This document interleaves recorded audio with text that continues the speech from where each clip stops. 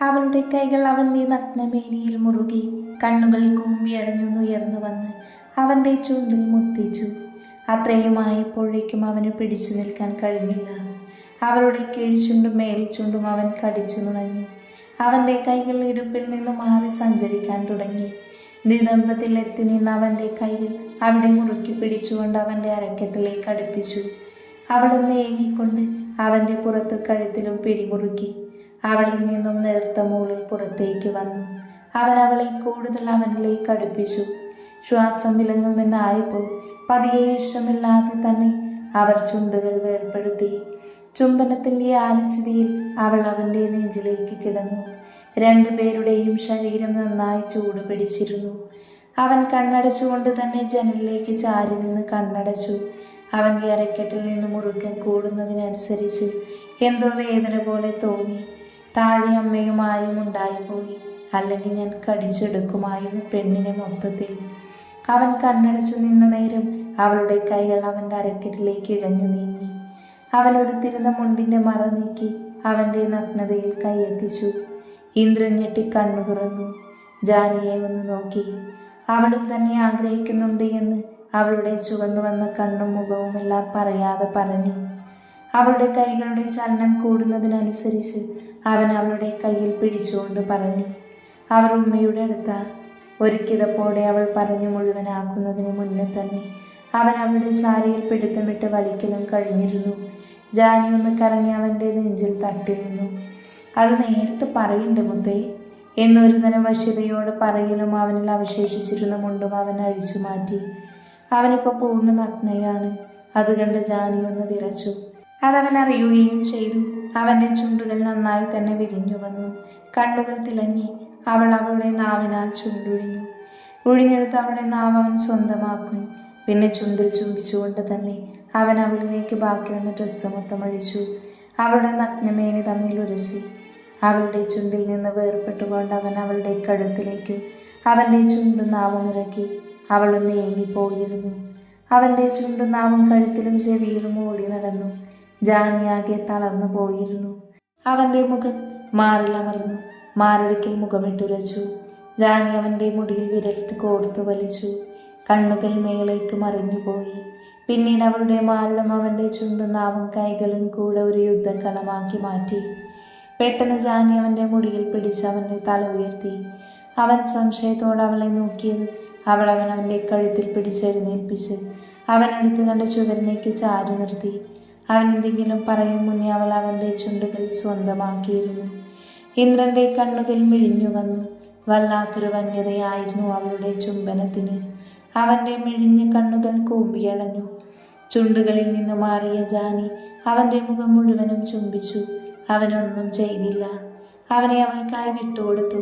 അവളുടെ ഓരോ ചുംബനത്തിലും അവൻ്റെ കൈകൾ അവളുടെ പുറത്തും നിതംബത്തിലും മുറുകി. അവൻ്റെ ചെവിക്കുഴയും കഴുത്തിലും ചുണ്ടും നാവും പല്ലും ഓടി നടന്നു. പിന്നെ നെഞ്ചിലേക്ക് ഇറങ്ങിയതും അവൻ്റെ നെഞ്ചിരിപ്പേറി. കണ്ണുകൾ ഇറുക്കി അടച്ചു.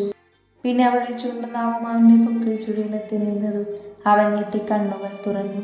അവളുടെ മുടിയിൽ പിടിച്ചു മുഖം പൊക്കി വേണ്ട എന്ന് തലയനക്കി. അതിനവൾ വശ്യമായി ചിരിച്ച് അവൻ്റെ കണ്ണുകളിൽ നോക്കിക്കൊണ്ട് തന്നെ നാവിനാൽ അവൻ്റെ പൊക്കിന് ചുറ്റും നാവ് കൊണ്ട് തഴുകി. ജാനിയിൽ നിന്നും ശീൽക്കാരം ഉയർന്നു. ജാനിയുടെ കൈകൾ അവൻ്റെ അരക്കെട്ടിൽ മുറുകി. അതിവേഗത്തിൽ തന്നെ അവളുടെ തല ചരിച്ചുകൊണ്ടിരുന്നു. പെട്ടെന്ന് ഇന്ദ്രൻ അവളുടെ തല മാറ്റാൻ ഒതുങ്ങുമ്പോൾ തന്നെ അവനൊന്ന് വെട്ടി വിയർത്തു. ഇന്ദ്രനൊന്ന് കുറുകി. ജാനിയുടെ കണ്ണുകൾ മിഴിഞ്ഞു വന്നു. അവൻ്റെ കൈകൾ അവളുടെ തലയിൽ മുറുകി. കണ്ണടിച്ച സുഖത്തിൽ നിൽക്കുന്ന ഇന്ദ്രൻ പെട്ടെന്ന് എന്തോർത്ത പോലെ ഞെട്ടി കണ്ണു തുറന്ന് ജാനിയെ നോക്കി. അപ്പൊ കണ്ടു വായും പൊളിച്ച് കണ്ണും പിടിച്ച് നിൽക്കുന്ന പെണ്ണിനെ. അത് കണ്ട് അവനെ ചിരി വന്നെങ്കിലും പാവം തോന്നി. മിഴിഞ്ഞു വന്ന അവളുടെ കണ്ണുകൾ കൂമ്പിയടഞ്ഞു. അവളുടെ ഉള്ളിൽ എന്തോ പറഞ്ഞറിയിക്കാൻ പറ്റാത്ത സന്തോഷം അലതള്ളി. അവളുടെ കൈകൾ അവൻ്റെ മുടിയിൽ കൊരുത്തു. അവൻ്റെ കൈകൾ അവളുടെ മാറിലും തുടയിടുക്കിലും കുസൃതി കാണിച്ചു. ജാനിയുടെ കൈകൾ അവൻ്റെ തലയിൽ അമർന്നു. ആ നിമിഷം അവൻ അവളിലേക്ക് ആഴ്ന്നിറങ്ങി.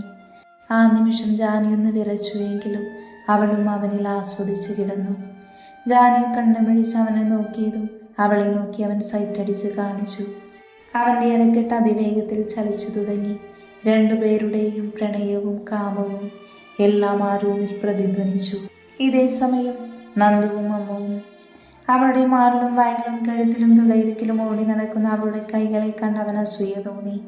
അവൻ്റെ അരക്കെട്ടിലെ ഞരമ്പുകൾ വലഞ്ഞു മുറുകി. കണ്ണുകൾ ചെറിയ ചുവപ്പ് വന്നു. അവൻ്റെ വായിലെ വെള്ളം വറ്റി. അവളുടെ മേൽ കൂടെ ഒഴുകുന്ന വെള്ളത്തുള്ളികളോട് അവന് ദേഷ്യം തോന്നി. താഴെ വീണ് സോപ്പെടുക്കാൻ കുനിഞ്ഞവളുടെ പിൻവശം കൂടെ കണ്ടതും പിന്നെ അവന് നിയന്ത്രിക്കാൻ കഴിഞ്ഞില്ല. നന്ദേട്ടനത് ഇവിടെ കിടക്കുന്നേ? ആദ്യത്തെ അന്താളിപ്പ് മാറിയെടുത്ത് മുണ്ടെടുത്ത് അവളുടെ നഗ്നത മറച്ചുകൊണ്ട് അവ ചോദിക്കുന്നത് കേട്ടവൻ ദയനീയമായി അമ്മുവിനെ നോക്കി. ഒന്നുമില്ലടി, റൂമിൽ കിടന്ന് ബോറടിച്ചപ്പോൾ ഇവിടെ വന്ന് കിടക്കാമെന്ന് കരുതി എന്ന് പറഞ്ഞ് എങ്ങനെയൊക്കെയോ പിടിച്ചെഴുന്നേറ്റ് മുടന്തി ഊരെയും താങ്ങി പോകുന്നവനെ കണ്ട് അമ്മു മിഴിച്ചു നോക്കി. അപ്പോൾ അവൻ്റെ മനസ്സിൽ എന്തോ ഒരു പഴഞ്ചൊല്ല് വന്നെങ്കിലും ഓർത്തെടുക്കാൻ പറ്റാത്തതുകൊണ്ട് അവൻ നടുവും തടവി റൂമിലേക്ക് പോയിരുന്നു. ദിവസങ്ങൾ ആരെയും കാത്തു നിൽക്കാതെ പോയി. ടൂർ പോയവരൊക്കെ തിരിച്ചു വന്നു. ശ്രീവേണിയുടെ അവസ്ഥ കൂടെ കൂടെ മോശമായിക്കൊണ്ടിരിക്കുവാണ്. അവസാനം അലക്സിന്റെ നിർബന്ധം കൊണ്ട് നന്ദു അമ്മുവിനോട് കാര്യം പറഞ്ഞു മനസ്സിലാക്കി. വീട്ടുകാരോട് പറഞ്ഞ് ഇന്ദ്രനോടും ഒന്ന് പറയാൻ പറഞ്ഞുകൊണ്ട് അവളെ വല്ലാത്തൊരവസ്ഥ. ഒരിക്കലും കാണരുതെന്ന് മനസ്സുകൊണ്ട് ആഗ്രഹിച്ചിരുന്നു എങ്കിലും ഒരിക്കലും ഇങ്ങനെയൊരു അവസ്ഥ വരണമെന്ന് ഒരിക്കൽ പോലും ആഗ്രഹിച്ചില്ലായിരുന്നു. എന്തു തന്നെയായിരുന്നാലും ഒരിക്കൽ അവൾ എനിക്ക് എൻ്റെ പെങ്ങൾ തന്നെയായിരുന്നു. അന്ന് അവസാനമായി അവളെ കണ്ടപ്പോൾ മുടിയെല്ലാം കുഴിഞ്ഞ് കണ്ണെല്ലാം കുഴിഞ്ഞ് കവിളൊട്ടി പല്ലുന്തി തോളിലൊക്കെ ഉന്തി വല്ലാത്തൊരു ഭയാനകരമായ രൂപം. അവനെ കണ്ട് മാപ്പ് പറയാൻ പോലും അവളുടെ നാവ് ചലിച്ചില്ല. അത്രയും തളർന്നിരുന്നു അവൾ. എത്രയൊക്കെ തെറ്റവൾ ചെയ്തുവെങ്കിലും ഇത്രയും ഭയാനകമായ ശിക്ഷ അവൾക്ക് നൽകേണ്ടിയിരുന്നില്ല എന്ന് അവൻ ഓർത്തു. അമ്മുവിനെ കാണണമെന്ന് അവൾ ആംഗ്യഭാഷയിൽ പറഞ്ഞത് മനസ്സിലാകാതെ നന്ദു അലക്സിനെ നോക്കിയപ്പോഴാണ് അവൻ പറഞ്ഞത്.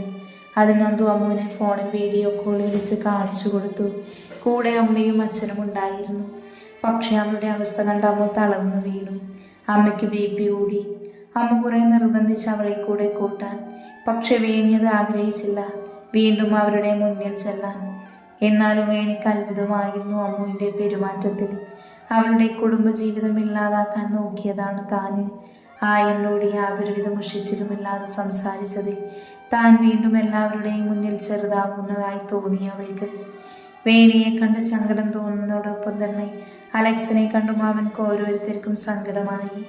വേണിയേക്കാൾ ശോഷിച്ച ശരീരം അവളെ ഒരു കുഞ്ഞിനെ പോലെ കൊണ്ട് നടക്കുന്നത് കണ്ട് അവർ ഓരോരുത്തരുടെയും കണ്ണുകൾ സന്തോഷത്താൽ നിറഞ്ഞു. അങ്ങനെ അവരെ വീട്ടിലേക്ക് ക്ഷണിച്ചെങ്കിലും അവർ വരാൻ കൂട്ടാക്കിയില്ല. എന്തുണ്ടെങ്കിലും ഏത് പാതിരാത്രിയിലും വിളിക്കണമെന്ന് പറഞ്ഞ് നന്ദു യാത്ര പറഞ്ഞിറങ്ങി. അതുവരെ കനൽ നിറഞ്ഞിരുന്ന വേണിയുടെ നെഞ്ചിൽ ആരോ തണുത്ത വെള്ളം ഒഴിച്ചതുപോലെയായിരുന്നു. പിന്നീടുള്ള ദിവസം അവളുടെ മുഖത്ത് ആ വെളിച്ചവും കണ്ടു. അത് കണ്ട് സന്തോഷിച്ച അലക്സും. ഇന്നാണ് കോളേജ് തുറക്കുന്നത്. കാത്തുവിന് മധുലാരൊരു ആക്റ്റീവ് വാങ്ങി കൊടുത്തിരുന്നു. അവൾക്ക് സ്വന്തമായുള്ള മീനുവിനും കൂടെ. പക്ഷെ മീനുവിന് പേടി കാരണം കാത്തു ഓടുന്നു. കോളേജിൽ ചേർത്താൻ പോയിട്ട് അവിടെ പരിചയമായതുകൊണ്ട് തന്നെ ഇന്നവർ തനിച്ചാണ് പോകുന്നത്. അമ്മയോടും അച്ഛനോടും യാത്ര പറഞ്ഞവർ ഓരോരുമ്മയെ കൊടുത്ത് കാത്തു വണ്ടിയിൽ കയറി ഹെൽമെറ്റ് തലയിൽ വെച്ച് വണ്ടി സ്റ്റാർട്ടാക്കി തിരിച്ചു. പിന്നെ ഞാനിവിടെ നിന്ന് കരുതി എനിക്കൊരു അനിയനോ അനിയത്തിക്കോ ഉള്ള സ്കോപ്പ് ഉണ്ടാക്കി വെക്കരുത്. മോന് വേഗം ഓഫീസിൽ പോവാൻ നോക്ക്. പെട്ടെന്ന് വണ്ടി നിർത്തി അവൾ പറയുന്നത് കേട്ട് രേവതി ഡി എന്ന് വിളിച്ച് കപടദേഷ്യം കാണിച്ച് അവൾക്ക് നേരെ കയ്യോങ്ങി. മധു കണ്ണിറക്കി ചിരിച്ചു. അയ്യടാ എന്താ ഞാനും എന്ന് പറഞ്ഞൊരു കിസ് കാറ്റിൽ പറത്തി അവൾക്ക് വിട്ടുകൊടുത്തു. എന്നിട്ട് നേരെ മീനുവിനെ കൂട്ടാൻ അവളുടെ വീട്ടിലേക്ക് പോയി. അവൾ പോകുന്നത് നോക്കി നിന്ന രേവതിയുടെ സാരിയുടെ വിടവിൽ കൂടെ കാണുന്ന അവളുടെ നഗ്നമായ ഇടുപ്പിലൊന്ന് പിച്ചി. എന്താ മനുഷ്യ! രേവതി അയാളെ ഒന്ന് കൂർപ്പിച്ചു നോക്കി അകത്തേക്ക് കയറി. തിരിഞ്ഞു നടക്കുമ്പോൾ അവളുടെ ചുണ്ടിൽ ഒരു പുഞ്ചിരി സ്ഥാനം പിടിച്ചിരുന്നു. പിറകെ തന്നെ മീശ കടിച്ചു പിടിച്ചു. അവരും അകത്തേക്ക് കയറിയും അത് പാടുന്നത് കേട്ട് രേവതി ഒന്ന് തിരിഞ്ഞു നോക്കി. പാടാൻ അറിയണം, മിണ്ടാതിരുന്നോണം എന്ന് പറഞ്ഞ് തിരിഞ്ഞു നടക്കാൻ ആഞ്ഞവരുടെ ഇടുപ്പിൽ പിടിച്ച് തന്നിലേക്ക് ചേർത്ത് നിർത്തി. എത്ര ദിവസമായി മര്യാദയ്ക്കൊന്ന് പ്ലീസ്. രേവതിയുടെ ചെവിയിൽ ആർദ്രമായി പറഞ്ഞത് കേട്ട് രേവതി മധുവിനെ നോക്കി വശ്യമായി പുഞ്ചിരി തൂങ്ങി. അത് കണ്ട് മധു അവളെ ഇരുകൈയാൽ പൊക്കിയെടുത്ത് റൂമിലേക്ക് കയറി വാതിൽ ലോക്ക് ചെയ്തു. ഇവളുടെ നാട്ടവും അനക്കവും ഒന്നും ഇല്ലല്ലോ. ഇവൾ വടിയായോ? കാത്തു മീനുവിനെയും കൂട്ടി കോളേജിലേക്ക് തിരിച്ചപ്പോൾ തൊട്ട് എന്തൊക്കെയോ സംസാരിച്ചിട്ടും മീനുവിൽ നിന്ന് മറുപടി ഒന്നും കേൾക്കാഞ്ഞിട്ട് കാത്തു സൈഡ് മിററിലൂടെ മീനുവിനെ നോക്കി. പെട്ടെന്ന് തന്നെ വണ്ടി സൈഡാക്കി കാത്തു തിരിഞ്ഞു നിന്ന് വേഗം വിരൽ കടിച്ച് പറിച്ചെടുക്കുന്ന മീനുവിൻ്റെ വിരലിനിട്ടൊന്ന് കൊട്ടി. മീനു ഞെട്ടി കാത്തുവിനെ ഒന്ന് നോക്കി, പിന്നെ ചുറ്റും. നമ്മളെന്ത് ഇവിടെ? കുറച്ചുകൂടെ മുന്നോട്ട് പോയാൽ കോളേജ് എത്തും. അതിന് മുന്നേയുള്ള ബസ് സ്റ്റോപ്പിൽ കുറച്ച് മുന്നോട്ടായാണ് കാത്തു വണ്ടി നിർത്തിയത്. താൻ ചോദിച്ചിട്ട് മറുപടിയൊന്നുമില്ലാതെ നൽകുന്നത് കണ്ട് മീനു കാത്തുവിനെ ഒന്ന് നോക്കി. നീ എന്തെങ്ങനെ നോക്കുന്നത്? തന്നെ കൂർപ്പിച്ച് നോക്കുന്ന കാത്തുവിനെ കണ്ട് മീനു നിഷ്കളങ്കമായി ചിരിച്ചു. ദേ, ഒരൊറ്റ വീക്ക് തന്നാലുണ്ടല്ലോ. കൈമഴയ്ക്ക് മീനുവിന് നേരെ ഓങ്ങിക്കൊണ്ട് കാത്തു പറഞ്ഞത് കേട്ട് മീനു കണ്ണുരക്കെ പൂട്ടി കാത്തുവിൻ്റെ പുറത്തേക്ക് ചാഞ്ഞവളെ കെട്ടിപ്പിടിച്ചിരുന്നു. സോറി, അവളുടെ ചെവിയിലായി പതുക്കെ പറഞ്ഞു. കൊണ്ടുപോയി പുഴുങ്ങി തിന്ന്. അവളുടെ ഒരു സോറി. ഇന്നലെ നിന്നോടാവുന്നത് പറഞ്ഞതാ, കണ്ട കൊറിയൻ സീരീസ് ഒന്നും കാണണ്ടെന്ന്. അപ്പം അവൾക്ക് കണ്ടേ തീരൂ. എന്നിട്ട് കണ്ടു കഴിഞ്ഞപ്പോൾ തൊട്ട് തുടങ്ങിയതാ കോളേജ് റാങ്കിങ് ഉണ്ടാവും എന്ന് ആലോചിച്ച് നഖം കടിച്ച് തുപ്പല്. ഇനി ആ വിരലിൽ കടിച്ചു തുപ്പാൻ നഖവുണ്ടോ? കഷ്ടം. കാത്തു എന്തൊക്കെയോ പെരുപുറത്ത് വണ്ടിയെടുത്തു. മീനു നല്ല കുട്ടിയായി അവളുടെ ഷോൾഡറിൽ തലവെച്ച് കിടന്ന് തലയത്തെ കാര്യം ഓർത്തെടുത്തു. ഊട്ടിയിൽ നിന്ന് വന്നെന്ന് തൊട്ട് ഇന്നലെ വൈകിട്ട് വരെ ഞാൻ കാത്തുവിനോടൊപ്പം കാർത്തിക ദീപം എന്ന കാത്തുവിൻ്റെ വീട്ടിലായിരുന്നു. വന്നു തൊട്ട് ഇന്നലെ വൈകുന്നേരം ഒരു 5 മണി 5:15 വരെ ഒരു കൊറിയൻ സീരീസ് കണ്ടുകൊണ്ടിരിക്കുമായിരുന്നു. അതിലൊരു കോളേജും ആ കോളേജിൽ വന്ന ന്യൂ സ്റ്റുഡൻസിനെ പിടിച്ച് റാഗ് ചെയ്യുന്നതുമൊക്കെയാണ്. അത് കണ്ടപ്പോൾ തൊട്ട് കടിച്ചു തിന്നാൻ തുടങ്ങിയതാണ് തൻ്റെ നഖം. ആരമതിയും കാത്തു കളിയാക്കിയെങ്കിലും പോകെ പോകെ മനസ്സിലായി മീനുവിൻ്റെ ടെൻഷൻ. കുറെ പറഞ്ഞ് സമാധാനിപ്പിച്ചെങ്കിലും മീനുവിൻ്റെ ഉള്ളിൽ ടെൻഷൻ തന്നെയായിരുന്നു. അന്ന് സന്ധ്യയ്ക്ക് ശേഷം വേണുവച്ചൻ വന്നപ്പോൾ അവൾ പോവുകയും ചെയ്തു. രാവിലെ വിളിച്ചപ്പോഴും മീനുവിൻ്റെ സ്വരത്തിൽ ടെൻഷൻ കാത്തുവിന് മനസ്സിലായിരുന്നു. എങ്ങനെയൊക്കെയോ ആണ് അവളെ പിടിച്ച് കോളേജിലേക്ക് കൊണ്ടുവന്നത് തന്നെ. ഇപ്പോഴും പെണ്ണ് അതൊക്കെ ആലോചിച്ച് നഖം കടിക്കുന്നത് കണ്ടാണ് അവളുടെ കയ്യിൽ മേട്ടും വെച്ച് കൊടുത്തത്. എത്ര പറഞ്ഞാലും കേൾക്കില്ല. വേണ്ടെന്ന് 1000 തവണ അവളോട് പറഞ്ഞതാ. അപ്പം അവൾക്ക് കണ്ടേ തീരൂ. കാത്തുവിൻ്റെ പെരുപിറുക്കൽ കേട്ടാണ് മീനു ആലോചനയിൽ നിന്നും ഉണർന്നത്. അപ്പോഴേക്കും വലിയൊരു കവാടം കടന്ന് അവർ പുതിയൊരു ലോകത്തേക്ക് കടന്നിരുന്നു. വണ്ടി പാർക്ക് ചെയ്ത് അവരുടെ ക്ലാസ് എവിടെയാണ് എങ്ങനെ കണ്ടുപിടിക്കുമെന്ന് ആലോചിച്ച് നിൽക്കുമ്പോഴാണ് ആരോ അവരെ വിളിച്ചത്. ഏയ് മഞ്ഞക്കിളികൾ, ഇങ്ങോട്ട് വന്നേ. ഒരു മാക്രി തലയൻ പറഞ്ഞത് കേട്ട് ഞങ്ങളെയാണോ എന്ന പോലെ അവർ തിരഞ്ഞു നോക്കി. നിങ്ങൾ തന്നെ, അവരുടെ കൂട്ടത്തിലുള്ള ഒരു മാങ്ങാണ്ടി മോറൻ പറഞ്ഞു. അപ്പോഴാണ് അവർ അവരുടെ ഡ്രസ്സിലേക്ക് നോക്കിയത്. അപ്പോൾ തന്നെ അവരുടെ കണ്ണുകൾ വിടർന്നു. Same pitch. പറയലും ഉള്ളിലും കഴിഞ്ഞു 2 പേരും. പിന്നെ ഒരു പൊട്ടിച്ചിരിയായിരുന്നു. കാരണം 2 പേരും ഒരേ കളർ ഡ്രസ്സാണ് ഇട്ടത്. മീനു മഞ്ഞ കളർ ചുരിദാറും ടോപ്പും ജീനുമാണ് ഇട്ടത്.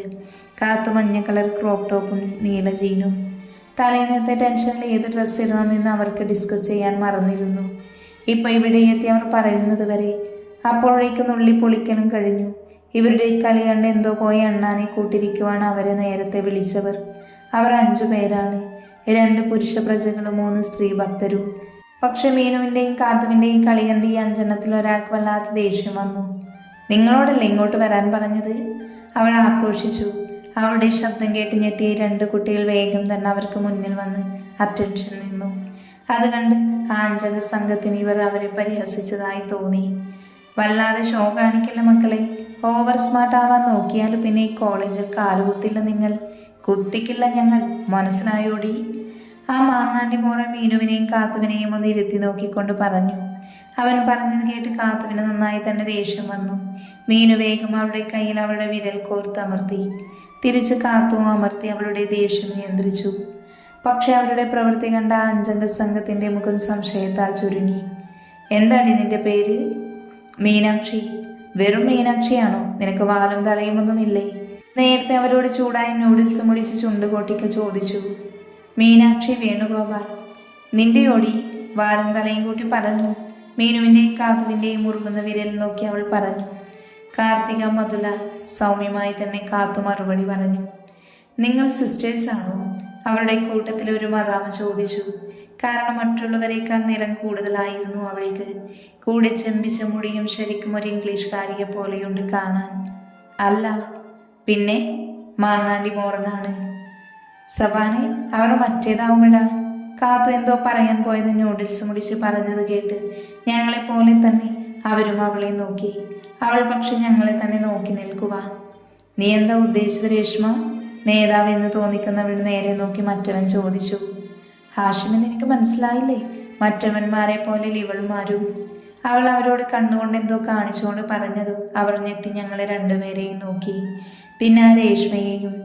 അപ്പോൾ അവൾ കണ്ണുകൊണ്ട് അവൾക്ക് മീനുവിൻ്റെയും കാത്തുവിൻ്റെയും കയ്യിലേക്ക് കാണിച്ചു കൊടുത്തു.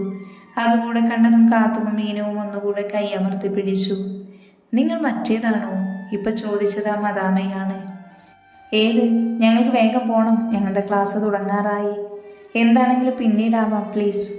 രണ്ടുപേർക്കും അവരുടെ കളി കണ്ട് ദേഷ്യം വരുന്നുണ്ടായിരുന്നു. എന്നാലും മീനു സംയമനം പാലിച്ചു പറഞ്ഞു. അത് പക്ഷെ അവർക്ക് പറ്റിയില്ല. സീനിയേഴ്സിന് ധിക്കരിച്ചാലും പോയാലും. രേഷ്മെന്തോ പറയാൻ പോയതും അവരുടെ കണ്ണ് പെട്ടെന്ന് ഗേറ്റ് കടന്നു വരുന്ന ഡ്യൂക്ക് ബൈക്കിലേക്ക് പോയി. കൂടിയ മദാമ പെണ്ണിൻ്റെയും. ആദ്യം പ്രണയം നിറഞ്ഞെങ്കിലും പിന്നെ മറ്റെന്തോ ഭാവമായിരുന്നു അവരുടെ കണ്ണിൽ. ഒരുതരം പുച്ഛമോ അവജ്ഞയോ അങ്ങനെ എന്തൊക്കെയോ. അവരെ തന്നെ നോക്കി നിന്ന കാത്തുവും മീനുവും തിരിഞ്ഞു നോക്കാൻ പോയതും അവൾ അവർക്ക് നേരെ തിരിഞ്ഞു കൂടെ ഇവരും. അപ്പോൾ പറഞ്ഞു വന്നത്, ഞാനൊരു ടാസ്ക് തരാം, നിങ്ങളത് ചെയ്യണം. എന്തോ തീരുമാനിച്ചുറപ്പിച്ചതുപോലെ രേഷ്മ പറയുന്നത് കേട്ട് അവളുടെ വാലുകൾ അവളെ ഒന്ന് നോക്കി. അത് കണ്ട് അവൾ അവരെ നോക്കി കണ്ണിറുക്കി കാണിച്ചു. വേണ്ട രേഷു, അവരുടെ ഇമോഷൻസ് വെച്ച് കളിക്കരുത്. അവളുടെ എന്നല്ല ആരുടെയും. സബാൻ രേഷ്മ മാത്രം കേൾക്കാൻ പാകത്തിന് പറഞ്ഞു. പക്ഷെ അത് അവൾ പുച്ഛിച്ച് തള്ളി. അപ്പോൾ പറഞ്ഞു വന്നത്, ഞാൻ പറഞ്ഞത് ചെയ്യണം. സിമ്പിൾ ടാസ്ക്കാണ്. വേറെ ഒന്നുമല്ല, ഒരു പ്രപ്പോസൽ. അതും ആ ഡ്യൂക്കിലിരിക്കുന്നവരെ. എന്താ പറ്റില്ലേ? അവളുമാർ മാറി മാറി പറഞ്ഞു. കാത്തുവിനും മീനുവിനും അവിടെ നിന്ന് എങ്ങനെയെങ്കിലും പോയാൽ മതിയെന്നായിരുന്നു. അതുകൊണ്ട് തന്നെ അവർ രണ്ടുപേരും വേഗം മൂളി. ഹാഷിമി, നീ പോയി ആ ഗാർഡനിൽ നിന്നും 2 റോസ് പറിച്ചുകൊണ്ട് വാ. മദാമ പെണ്ണ് പറഞ്ഞത് കേട്ട് ഹാഷിം അവളെ തുറിച്ചു നോക്കി. സോറി റീന, എന്നെക്കൊണ്ട് കഴിയില്ല. പിന്നെ രേഷ്മ, അനക, നിങ്ങൾ രണ്ടുപേരോടും കൂടിയാണ് അവന്മാർ. നമ്മുടെ ക്ലാസ്സിൽ നമ്മുടെ ഫ്രണ്ട്സാണ്. അവരെന്തോ ആയിക്കോട്ടെ, നിങ്ങൾക്കെന്താ? ഇന്നത്തെ കാലത്ത് ഗേ എന്ന് പറയുന്നത് ഒരു പുരുഷൻ മറ്റൊരു പുരുഷനെ സ്നേഹിക്കുക, പ്രണയിക്കുക എന്നൊക്കെ സർവ്വസാധാരണയാണ്. ഇപ്പം നിങ്ങൾ ചെയ്യുന്ന ഈ പ്രവൃത്തി അവരുടെ ഇമോഷൻസ് മാത്രമല്ല, ഇവരുടെ റിലേഷൻ കൂടെ വെച്ചാണ് കളിക്കുന്നത്. അതുകൊണ്ട് എന്നെ വിട്ടേക്ക്, ഞാനില്ല. അത് പറഞ്ഞവൻ പോയി. അവർ പോയ ദേഷ്യം ഇവരുടെ മുന്നിൽ അപമാനിക്കപ്പെട്ട ദേഷ്യവും ഒക്കെ രേഷ്മ തന്നെ ഗാർഡനിൽ പോയി 2 റോസ് പറിച്ചുകൊണ്ട് വന്ന് മീനുവിൻ്റെയും കാത്തുവിൻ്റെയും കയ്യിൽ കൊടുത്തു. പ്രപ്പോസ് ചെയ്യാൻ പറഞ്ഞു. പക്ഷേ കാത്തും മീനുവും ഒരു തരം ഞെട്ടലിലാണ്. മറ്റുള്ളവരെ നാണം കെടുത്താൻ ഞങ്ങളെ കൊണ്ടാവില്ല, അതുകൊണ്ട് തന്നെ അവർക്ക് ആ ടാസ്ക് ചെയ്യാൻ കഴിയില്ല എന്ന് പറഞ്ഞു. പക്ഷെ അത് രേഷ്മയിൽ കൂടുതൽ ദേഷ്യമുണ്ടാക്കി. വേണ്ട, വിട്ടേക്ക്, ഞങ്ങൾ ചെയ്തോളാം പ്ലീസ്. ഇനിയും അവളെ വേദനിപ്പിക്കല്ലേ. നിസ്സഹായതയോടെ കാത്തു മീനുവിന് നിറഞ്ഞ കണ്ണുകളും വിറക്കുന്ന ചുണ്ടും കണ്ട് വേഗം പറഞ്ഞു. എന്നാ ചെല്ല്, എന്നെ നോക്കി പേടിപ്പിക്കാതെ അവന്മാരെ പോയി പ്രപ്പോസ് ചെയ്യുക. അങ്ങനെ അവന്മാരുടെ നിർബന്ധത്തിൽ മയങ്ങി അവർ ആ ബൈക്കിൽ പുറംതിരിഞ്ഞു നിൽക്കുന്ന ആരോട് സംസാരിക്കുന്നവരുടെ അടുത്തേക്ക് പോയി. അവന്മാരുടെ അടുത്തേക്ക് പോകും തോറും അവരുടെ 2 പേരുടെയും നെഞ്ച് വല്ലാതെ മിടിച്ചുകൊണ്ടിരുന്നു. അവർ നെഞ്ചിൽ കൈവച്ചൊന്ന് ശ്വാസം വലിച്ചു വിട്ടു. മീനുവിൻ്റെ ചുണ്ട് ഇപ്പോഴും വിതുമ്പിക്കൊണ്ടിരുന്നു. അത് കണ്ട് രേഷ്മയോടുള്ള ദേഷ്യത്തിൽ വേറൊന്നും കാതു ശ്രദ്ധിച്ചതുമില്ല. തലകുനിച്ചവർ അവന്മാർക്ക് മുന്നിൽ നിന്ന് മുട്ടുകുത്തിയിരുന്നു. I love you. പക്ഷെ മീനുവും കാത്തുവും പറഞ്ഞത് കേട്ട് ചുറ്റും നിശബ്ദമായി. സംഭവം അറിഞ്ഞവർ അവർക്ക് ചുറ്റും കൂടി ശ്വാസം അടക്കി പിടിച്ചു നിന്ന് നോക്കി നിന്നു. ഇനി എന്ത് സംഭവിക്കുമെന്നറിയാൻ വേണ്ടി.